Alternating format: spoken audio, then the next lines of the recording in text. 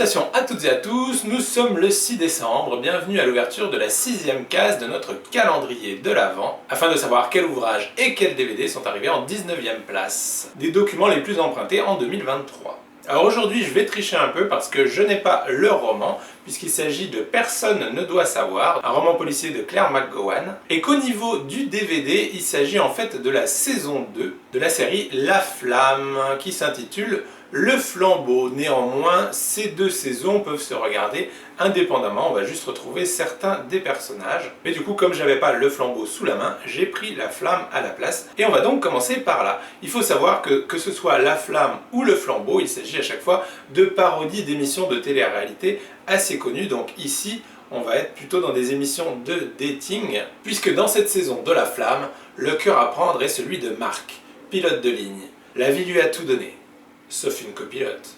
Pendant 9 semaines, dans une sublime villa, 13 femmes vont s'affronter pour le séduire et tenter d'allumer en lui la flamme. Alors, armez les toboggans, vérifiez la porte opposée, Marc va emmener ses prétendantes au 7e ciel. Et donc, celle que vous avez plus empruntée, c'est la saison 2, Le Flambeau, qui, elle, va détourner des émissions de type Koh-Lanta, donc un peu Survivor et autres, en équipe avec des épreuves physiques. Et que ce soit dans l'une ou l'autre des saisons de cette série, on a énormément d'acteurs et d'actrices très connus pour notre plus grand plaisir.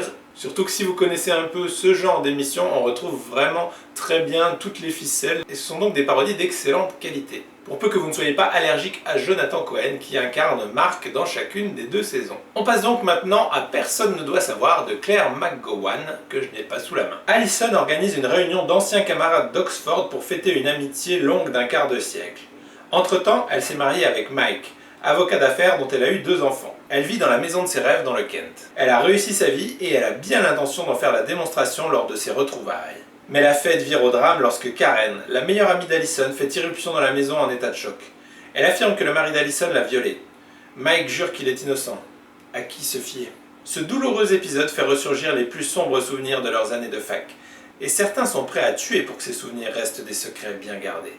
Donc voilà, on n'est clairement pas dans le même genre d'ambiance. Là on est sur du thriller où il va falloir démêler le vrai du faux pour découvrir qui a raison, qui ment, et quels sont tous ces secrets de la fac qui étaient bien gardés à l'époque. Et donc j'avoue que moi personnellement, même si je ne l'ai pas lu, ça m'intrigue plutôt bien, et donc je vous remercie toutes et tous pour cette découverte. Donc voilà pour cette 6e case de notre calendrier de l'Avent, 2 salles, 2 ambiances, puisqu'on est sur 2 saisons d'une série et très orientée comédie, avec des parodies donc d'émissions de télé-réalité très célèbres, et de l'autre côté, des sombres secrets enfouis dans le passé, des accusations de viol, etc.